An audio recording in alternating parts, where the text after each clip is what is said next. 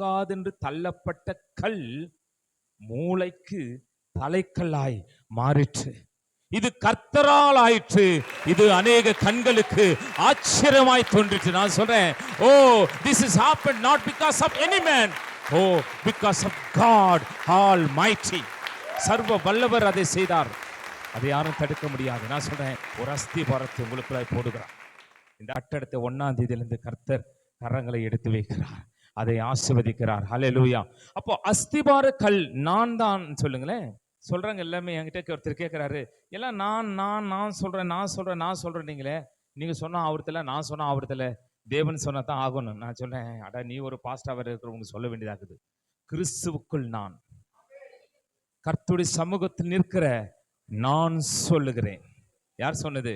எலியா சொன்னான். ஆச்சா இல்லையா? ஏன்னா அவன் சமூகத்திலிருந்து சொன்னதுனால தான். கர்த்தருக்குள்ள இருந்தார். கிறிஸ்து என்னில் வாடுகிறார். The Christ is in you, the Christ is in me. அதுதான் ஆழ்ந்த சத்தியமே. மனிதர் உணர்ந்து, இது மனித காதல் அல்ல, நீங்க யோசிக்கிற போல காதல் அல்ல, இது தெய்வீகம், அதை காட்டிலும் புனிதமானது.